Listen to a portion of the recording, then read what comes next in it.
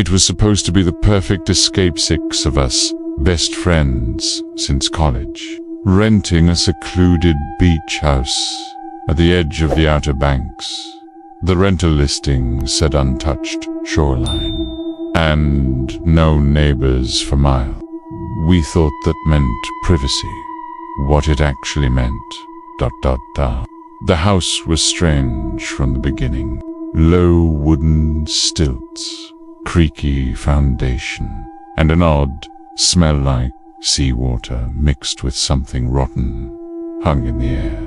On the first night, while we were roasting marshmallows, Maddie shrieked as she stepped barefoot into the sand and pulled out something buried beneath.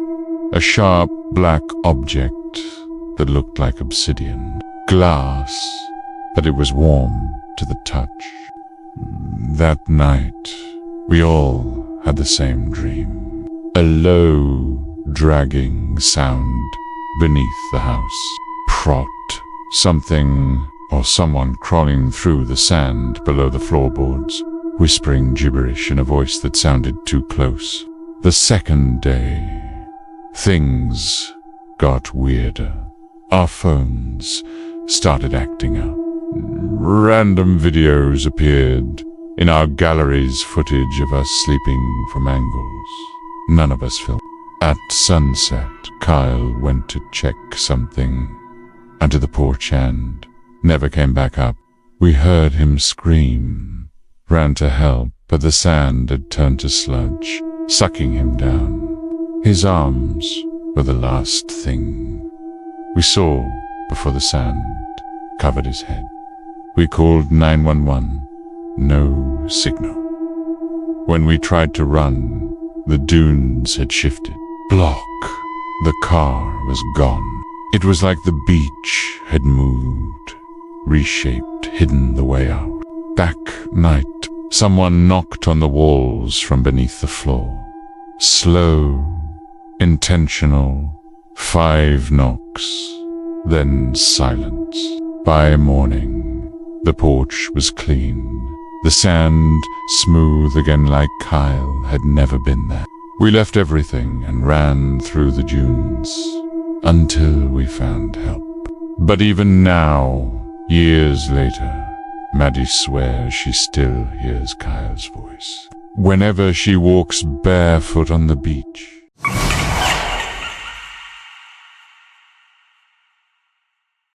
Eli always chased adrenaline, skydiving, rock climbing, and now cave diving.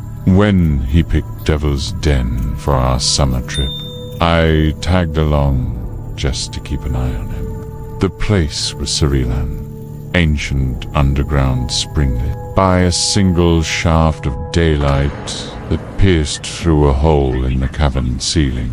Divers came from all over to experience it, but the locals didn't smile when we told them our plans.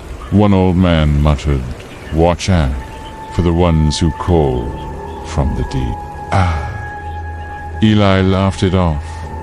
He always did. On the 3rd day, Elia and a certified guide geared up and dove in. I stayed up top. 30 minutes passed. Then, when the guide resurfaced alone, he was shaking, pale, and nearly in tears. He swam into the dark side passage, he whispered. He followed a sound, a voice. I tried to stop him, but he vanished. A search team came. They found Eli's flashlight wedged in a crevice where no diver should have gone. This tank was found deeper than the certified depth, but no body, no bubbles, no blood. That night, I camped beside the sinkhole, too devastated to leave. At exactly 2:16 a.m., I woke to the sound of breathing. When I looked down into the water, I, half submerged, mouth open, eyes dead, reaching up. When I blinked, he was gone and the water was still.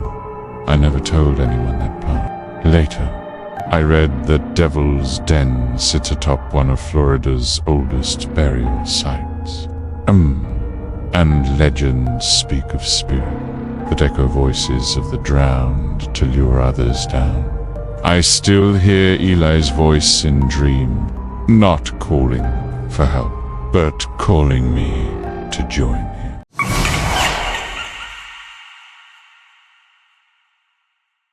The heat of California was unbearable that July, so my girlfriend and I decided to cool off by driving through the Sierra Nevada range. The higher we climbed, the colder it got. Donna Pass. A heavy fog rolled in, and on the roadside we saw him a man dressed in outdated clothes, like he'd stepped out of a history book. He held a rusted leather suitcase and raised one slow hand to wave us down. Against every instinct, we stopped. He climbed into the back seat without a word. When I asked where he was going, he just said, "To the old cabins up the trail." His voice was low, dry. Pass. He smelled faintly of burned wood. We assumed he meant some remote lodging spot and continued driving by. The man never spoke again except to ask questions that made our skin crawl. "You ever tasted meat he didn't recognize?"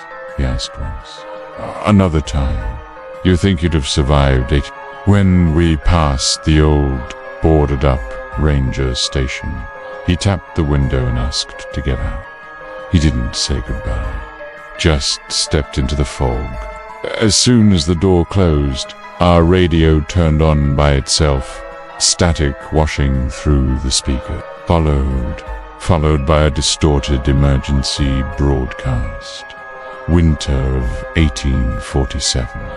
Donner Party. Many deceased. Confirmed cannibalism. The signal cut.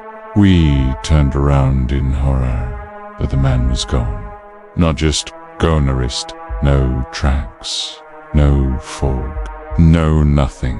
When we got back to town, I did a reverse image search using a photo my girlfriend had secretly taken of him.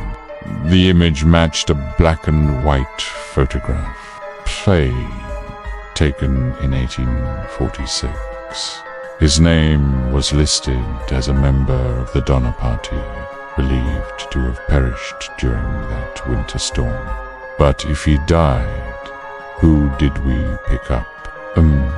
And why did he smile when he asked us about eating things we regret?